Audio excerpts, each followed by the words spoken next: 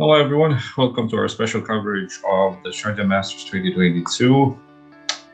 It's round number 7 today, and in this game we will feature Nodirbek Abdusattorpv's win over Saleh. Okay, Nodirbek is the current world rapid champion, playing against the #1 grandmaster from the UAE.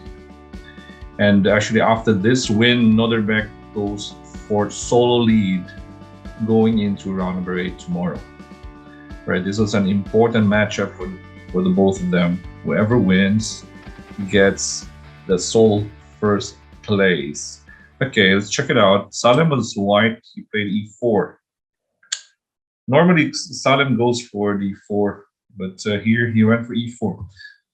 c5, knight f3. Okay, e6, d4. Takes. Knight c6. Probably he was expecting Nodirbek to go for e5 or Berlin, because Nodirbek likes to go for solid lines. But the guy has changed. This kid has changed actually. When he became a world rapid champion, he became very flexible with so many lines that he is playing now. Okay, we have the timer now with knight c6, knight b5, d6. Okay. c4. Okay, it was also possible for white to go for bishop f4 here.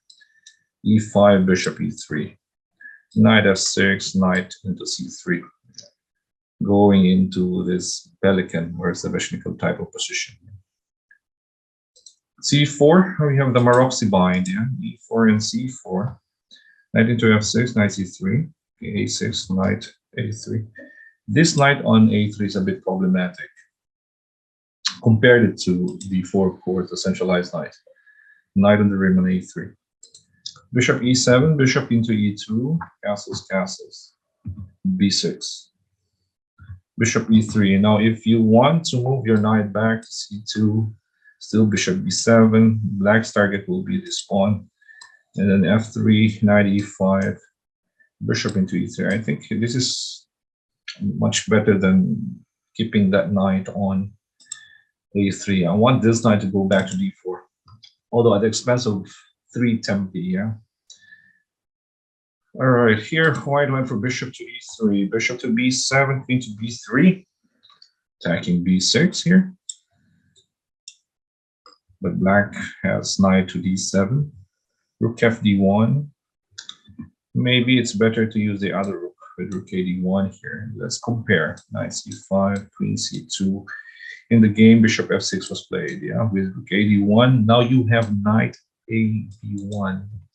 I want that knight to go to the middle square. It's not so good to see the knight on a3.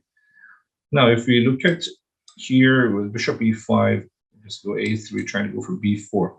The point of this rook on f1 is that if the opponent goes for queen h4, you always have f4, the protection of this.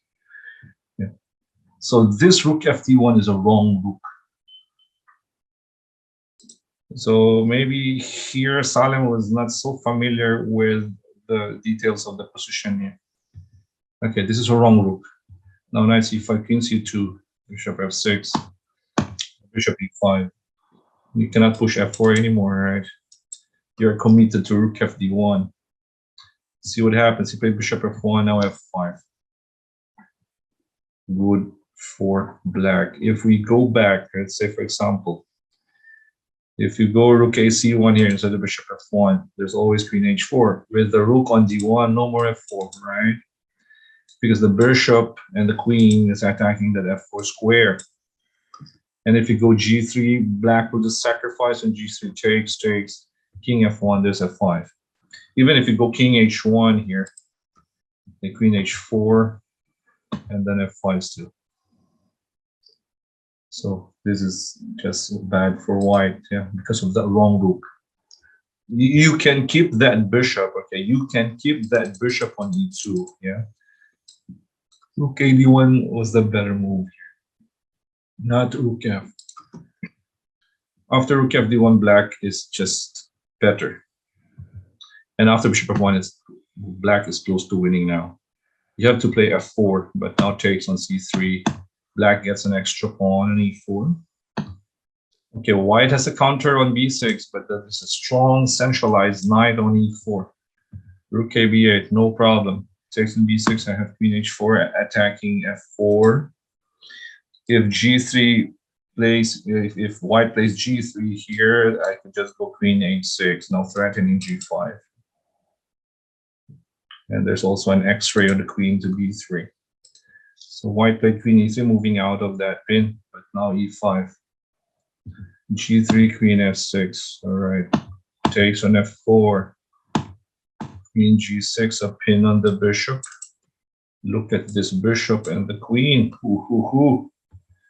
Knight into c2, too late. Too late, the hero. And knight e5, what a strong move by Nodirbek. White played queen e2, what's the point? If you take that knight, then f4. You cannot go queen f3 to stop it, yeah? Because I can play knight g5 here. Then f3. Game over. Queen e2 was played. Knight g4. Look at the knights. Rook to d3. Knight ef6. The bishop. The rook to the bishop. The queen to the bishop. The two knights tango. Wow, there's too much. Too much activity for black. Rook f8. Now the rook joins the party. Attacking the queen.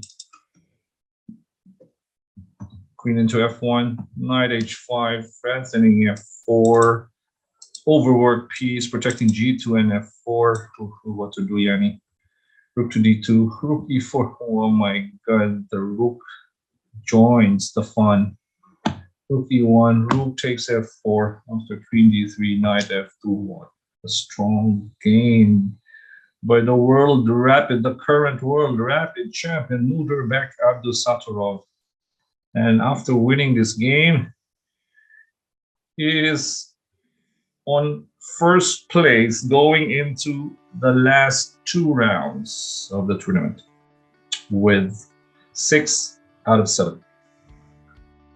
Okay, behind him is Bogdan Deyak from Romania with 5.5 and 4 players with 5, including Saleh.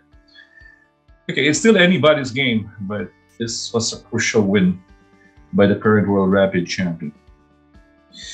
All right, guys, thank you for watching. Thank you for supporting our channel, Charles Math Chess and Charles Math Entertainment on Facebook and in YouTube. We will continue to cover the Sharjah Masters in the last 2 games. All right, see you tomorrow for round number 8. This is Coach Oliver. Stay safe, everyone. Bye-bye.